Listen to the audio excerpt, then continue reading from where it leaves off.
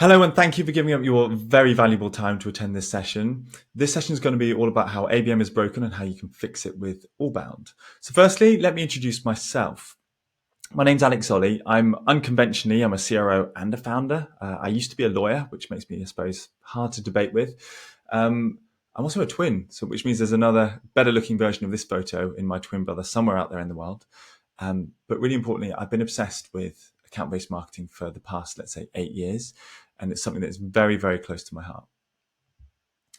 So here's what we're going to cover today. I'm going to try and do it in a Lego movie theme. I'm going to talk to you about what I've seen is wrong with account-based marketing since I got involved with it. We'll look into Allbound as a concept. I'm going to share our story here at ReachDesk, what we've learned from it. I'm going to share some practical steps, how we've managed to do the really hard things like help account executives prospect, how to break into new ICP using Allbound motions. And then to celebrate, if you wait till the very, very end, we're going to celebrate ABM's 20th birthday, and there's going to be a gift from us at the end. So let's get to the Lego movie theme and let's get into it. So actually, I'm going to start from here. Happy birthday, ABM. For those that you don't know, ABM's been around for about 20 years. So the legend goes, it was originally coined by ITSMA or ITSMA, however you want to say it, back in 2003. And back then it was really reserved for large enterprises who were trying to get into massive accounts. These were companies this was a bit exclusive for them because they had a huge amount of money and resource to spend on things like account-based marketing. So this isn't new. It's been around for a long time. So 20 years on, what does the ABM equivalent of a college student look like? What's driving this 20-year-old, to suddenly become hugely popular? It can't be their just good looks or the fact they might have just finally become attractive, can it? Now, for me, this really stems from the popularity coming from us as marketers, as go-to-market professionals. We were asked to do more with less. We have to get way more efficient, particularly after the COVID boom and particularly in tech. But what does that actually really mean? I think to some of us, it meant stick your head in the sand and hope for the best. For most people, it really meant we need to change things up and we need to get a lot better at things so we can deliver on the promises that we've promised to others. And as we all know, with account-based marketing, this can yield amazing results. You can have higher close rates, shorter deal cycles, better quality pipeline, increased ACVs. Also, I think ABM's become this thing that's quite cool. Just like I think ABMers in this world in 2023, they're kind of like the 1993 data scientists. They're the cool kids in town. So going back to ITSMA or ITSMA, however you want to call it, ABM this year in 2023 is going to take about 41% of marketers' budgets. Right? That's a lot of revenue that marketers are spending on account-based marketing all of a sudden. So it looks like it's good looking to some, but the challenge with this is there are some big demands from this. Boards want to see incredibly fast results. Our metrics don't align with account-based marketing, such as our MQLs might be the system of measurement that we've been using so far. How do people really know what we're doing? We've probably got a bit of a skills gap. We don't even know to measure ABM, and we probably don't have the team to enable us to be successful or to do it well. So it's become this bit of a challenge with ABM from what I'm seeing. And the sad truth is that 38% of ABMers, they're not actually seeing the results they wanted to. They're certainly not seeing the ROI. So if we're spending a lot of money on something that might not work, isn't this a bit of a problem for us? So something that we're going to have to tackle. And when something's too good to be true, it probably is. Now, I want to be very, very clear about this. I'm not here to slay ABM. I'm a convert. I've been using account-based marketing for many years, as I said. But I want to share what I've learned about it and how it can be part of your strategy and what I think will help you drive success. So there are some things wrong with ABM, but that's okay. Now, Inbox Insight surveyed a load of marketers, hundreds and hundreds of marketers in the UK and the US. And they found that the top two out of the top three challenges that marketers are facing when it comes to account-based marketing in 2023 is all about team alignment and skills gap. So it's clearly not easy to execute. And at the same time, companies don't fully understand what ABM actually is. I'll tell you what it's not. ABM's not serving ads to accounts and throwing leads at sales using MQL frameworks. ABM isn't something you can just turn on because your exec team heard about it at a conference, maybe like this. ABM isn't marketing's job either. It's all about execution, and it takes a village to raise an ABM child. So I think ABM needs Allbound. In my experience, the biggest challenges with implementing account-based marketing for me was organizations I worked with, they couldn't recognize performance. They were still thinking about MQLs and inbound, perhaps. We had attribution models, which meant that we were constantly fighting for credit. We wanted to move from like an SMB mid-market motion to enterprise, and the organizations I worked for, they just weren't ready. We also had the wrong people. We had the wrong talent. We didn't have the skills that were needed. And there were big expectations for like quick wins that were required. And you probably all heard this before. So projects would be abandoned. Our ABM program once got shut down because we weren't seeing results fast enough. We didn't have the patience to get there. They ultimately struggled to drive alignment across commercial teams. And this is why I think ABM needs Allbound. Just like Lego Batman here. You're probably all thinking, what the heck is that? Allbound to me is all about generating and capturing demand as well as closing more revenue. Like modern marketers and salespeople think about this holistically. Okay, they think about inbound and outbound as one motion. ABM and closing revenue happens in tandem to accelerate deals, to improve close rates, increase our average deal size, kind of the things that we promised from account-based marketing, but Allbound is pushing this forwards. Partnerships can be part of this too. Partnerships can work in partnerships with sales and marketing. RevOps fuses it all together. So I think Allbound doesn't exist if these teams don't work together in harmony. And what Allbound really does is it allows you to use this motion regardless of the size of your accounts you're targeting in your team structure. Now, they're not massively different. I think for me, the main distinction is that account-based marketing is a strategy, right? And it sits under the Allbound umbrella. Most companies make the mistake of tracking MQLs and then they want to do ABM. Without an Allbound mindset, ABM can die a very quick death, which is what I've seen in the past. But with it, it can sit under this umbrella and can work because everyone is focused on revenue. Now, the way I look at it, ABM is more of a strategy which tends to focus on key accounts. And most of the time, this should be real, most of the time, it is on acquiring customers. Some of the time it's about growth. But ABM is this entire Allbound is this entire motion and mindset of the team. And it allows you to go after different accounts, different sizes. It really focuses on net retention and not just acquisition. So Allbound is this new motion that is helping ABM move forward. Now, rather than just talk to you about theory, let me tell you our Allbound story and what it's ultimately led to at Reach Desk. Okay, so before we went down this route, we're in this horrible place. Okay, our team structure was, I call it an assembly line. It was really like one thing happens and it passes over to the next team, and the team really wasn't working together. As you can see from this funnel, this is probably about 3 years old. This is where we were about 3 years ago. We had this real inbound, outbound divide. Okay, and we barely even shared resources. In fact, marketing was only really focused on their inbound number, I think. Our attribution was really about credit and taking credit for what was being done and not focused on what was working. BDRs were really focused on cold outbound. They actually reported into sales, which meant they weren't part of marketing campaigns, or it was difficult to make them as part of them. AEs weren't generating pipeline. Well, they weren't doing well. That was because we saw it as like that was marketing's job. Partnerships was off somewhere doing their own thing, probably partying. Ops teams, they weren't partners consistently. They were sort of very siloed. They weren't partners to the overall go-to-market team. But ultimately, ABM was lost in the wilderness. We didn't know how to report on it. So this is where we were years ago. Okay, and when I reflect on this was like one of the dumbest moves we ever made because we were just siloing our entire team and we weren't getting the results that we wanted.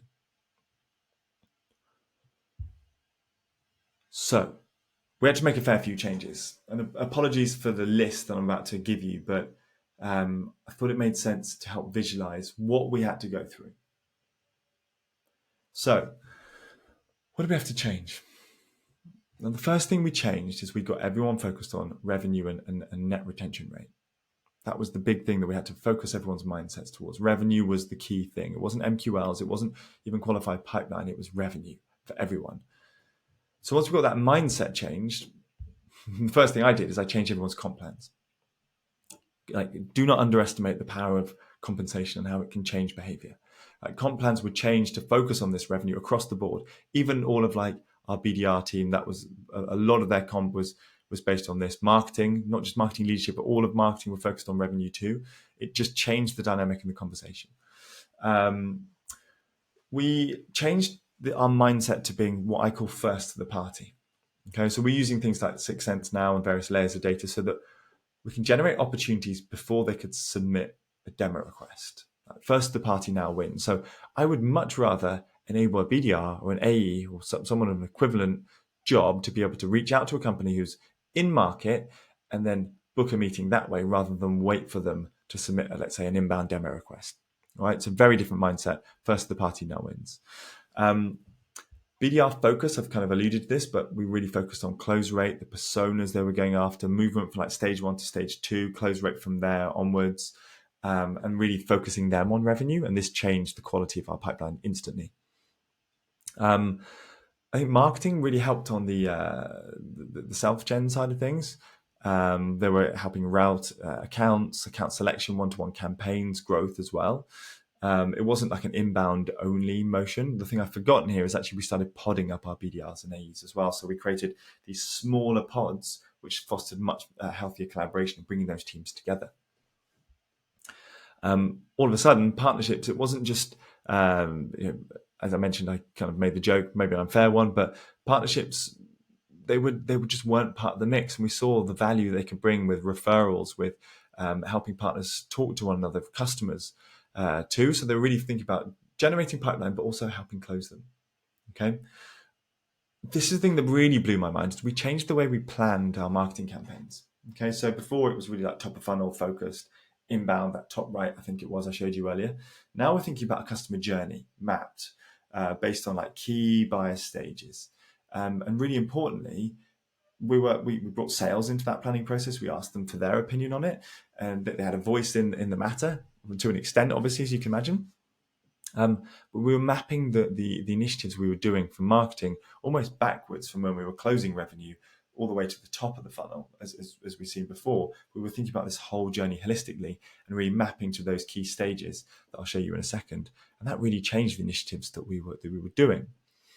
I think as part of this Allbound motion too, I think one of the things just as an unintended consequence was that we started to see, well, hey, look, perhaps we shouldn't be focused as much on trade shows or conferences that had a lower ROI for us. We were starting to think more about our ICP events. So how do we take partners, for example, and do more with them in a smaller, more focused manner? How do we do those events ourselves? And if we did sponsor an event or a conference, for example, we'd be very, very careful about whether it matched our ICP and whether it actually made sense to do it. And I probably should have put this one higher up on the list. Attribution was no longer about credit. We weren't saying, well, this is a marketing source lead or a sales source lead. We don't care about that anymore. If marketing is helping sales go outbound to create more opportunities, everyone's winning. Attribution really is about where are we putting our spend and is it delivering a high ROI? And all of a sudden, we could perform account-based marketing, we could perform ABM way better because our teams were aligned, our metrics were aligned. We weren't fighting internally. We weren't trying to figure out who's getting credit for what. So we changed our motion. It was a bit of an overhaul. This took at least 12 months to pull off. And all of a sudden, everything was pretty much awesome. Now, it's not always a perfect picture, but you can see there was a big change for us. And this is kind of what it looks like now. We now have a very structured approach where ABM, demand gen, inbound, all form part of a wider motion. And what this does is it aligns resources to segments. As you can see here, we segmented by enterprise, mid-market, and commercial. You can't really see this green line here, but this green line really shows partnerships and marketing surrounding the entire funnel. We think about ABM as part of our enterprise motion, demand gen, mid-market, and more inbound for marketing. So we could do all three at the same time and then get the right resources at the right stage when predominantly customers are in that decision purchase stage. That was when we would really start getting those into salespeople's hands, rather than before it would be like a cold list and BDRs would start at the very, very beginning. We didn't see as much conversion as we did before. And so you can see from a growth standpoint, we're also segmenting it from there, even like salespeople, sales reps, BDRs, tapping into our existing customer base when the time made sense. And what this ultimately meant, we could segment our teams, we could allocate resources, partnerships and marketing could support sales through the full customer journey. We could focus marketing efforts on qualified accounts and intent scoring before getting them into BDR and AE's hands. We also think about the post-sale and what we're doing afterwards and how we can grow our customers. And we had, as you can see, much better definition of our stages and the buyer journey. And this is how we now plan our campaigns and all our initiatives as a go-to-market team. So very different way of measuring it. So let me talk to you a little bit more about what that actually meant. Once we changed mindset, once we were thinking as an Allbound team, things started moving quickly. I want to share one of my favorite examples where a cross-functional Allbound team came together and the results we achieved in a short period of time. Okay, so we had a few challenges, as you can see here, as we moved into this new world where more was expected with less, as I alluded to earlier. We actually hadn't enabled our sales team. As you can see here, this was our pacing for self-gen, so AEs booking their own pipeline as opposed to BDR or inbound. We're pacing at like 32%. Not good, not in a good place. Okay, so we realized a couple of things. Obvious things like customers don't like forms, so we needed to get to the account before they had to fill out a form. So we knew that salespeople, BDRs, were going to be key to that. We don't want people waiting for our customers to submit demo requests. We want to be proactive and get on the front foot. So we have this new rule now, as I mentioned earlier. If we can capture the demand before it requires a demo request, we've won. This first to the party concept. Another challenge, obviously, sales reps, they want more pipeline. It's very obvious. It's always the case. But we needed them to control their own destiny. I think we're missing out on a lot of these opportunities. As I mentioned earlier, we were too late to the party. We'd get to evaluations and we say, yeah, we've already been speaking to loads of vendors. We wanted to change that. But also we had the problem before the Allbound days, where marketing were like, I don't really want to help sales tap into generating more pipeline. We're supposed to focus more on inbound. We now knew we needed to get more outbound. Okay, so we needed to solve those things. So what did we change? We changed a few things. So as I said, we're not afraid of credit anymore and who gets that. We care about the success overall. If marketing's winning, if sales are winning, marketing's cheering them along, and we're all winning together. So we now think about demand gen as a team sport. So using qualified account scoring, we can now get these accounts as priorities into salespeople's hands, give them the cadences, the messaging they need to go proactively to those accounts. We're not waiting for them to submit demo requests anymore. We ungated everything. Like literally, there's nothing gated, I don't think, on our website apart from our demo request. We just need to capture data.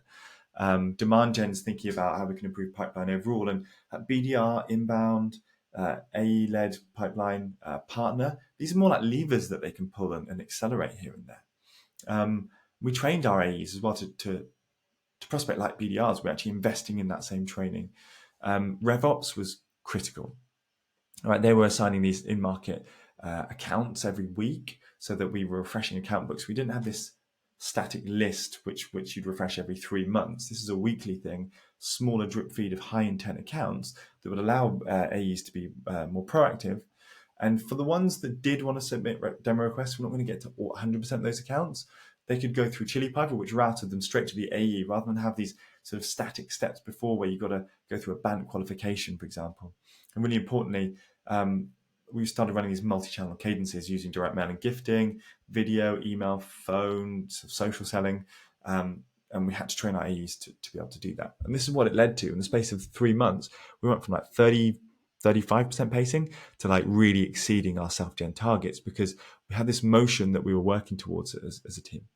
Okay, here's a simplified view of what that looks like. As you can see, using 6 Sense, Sales Loft to Cadence, Reach Desk, of course, for like the direct mail and gifting aspect, tracking the engagement, and then using Chili Piper to be able to book quite simply. So that's something that was a huge win for us. And now I think AE Self-Gen represents about a third of our pipeline. Now, another area for us was breaking into new ground. Many tech companies like us had to diversify their pipeline because B2B tech was perhaps not doing as well. But we tried this before. We tried to go into new emerging ICP, and we failed many times, like this poor girl running into this wall time and time again as she's trying to get into the gym. So we needed to do something different, but we didn't have a lot of time to do it.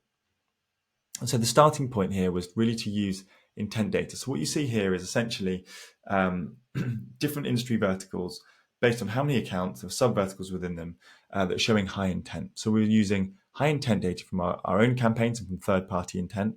These accounts were in decision and purchase mode, as you can see from the filter on the right-hand side, which is essentially the Salesforce filter. And we didn't have this access to this data before. So this is essentially like 400 accounts who were showing high intent for what we offer out of a total addressable market, probably 60,000 accounts. So the high intent allowed us to narrow it down. We didn't go after education, just so you know. So we picked 4 verticals. We didn't go after education, partly because our hypothesis is this was just students doing research for their dissertations or something. But this really helped speed up our account selection. What we then did is we assembled a squad. Right. So the mistake I made before is that we spread it across our entire sales team. When we want to go into a new ICP, assemble a squad, AEs, BDRs, RevOps. We've got demand gen, product marketing for like research, demand gen for campaigns. I'm just cheering on from the side, but we assembled this team. And again, we didn't care about who got credit. The squad needed to win. This is an all-bound motion to break into it. So we're doing quite well.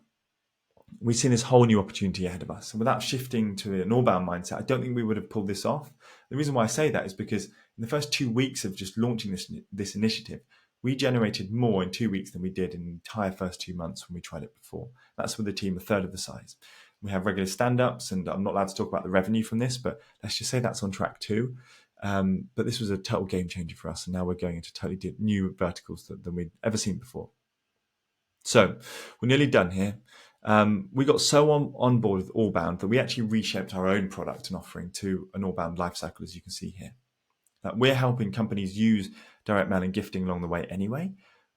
Given our customers are mainly go-to-market professionals, we wanted to share how we use our product as part of our Allbound motion. As I mentioned, direct mail and gifting was key for us, particularly breaking into accounts, accelerating deals, growing customers, to the point that we've actually now called it Allbound engagement. And actually, if you go to reachdesk.com, you can find a whole new playbook on all-bound engagement, how you can use all-bound methods and then use these offline channels, even things like virtual events or events marketing in general on top of direct mail, gifting, to be able to engage your customers and generate better results. So we went so all-bound, we even renamed our product this. So here's what we learned. We can do more with less. ABM can help us do this. Just bear in mind that results don't come fast and a lot of change is needed. Few do see ROI from ABM, which means they're probably wasting a lot of time and money and effort. But if you can align your teams to execute properly, you will see different results like we did. If an all-bound mindset is taken, you can help ABM out big time. If you switch to an all-bound motion, you're far more likely to see success, in my opinion. Okay, so let's finish off by celebrating ABM's 20th birthday. Thankfully, ABM is still alive, still incredibly good looking. It's found its place in the world as a maturing adult. But I do believe Allbound as a motion is the new relationship. But to celebrate it, scan this QR code and you'll get a simple gift from us at ReachDesk. Thank you for listening. And from me and Lego Batman, thanks for giving up your valuable time.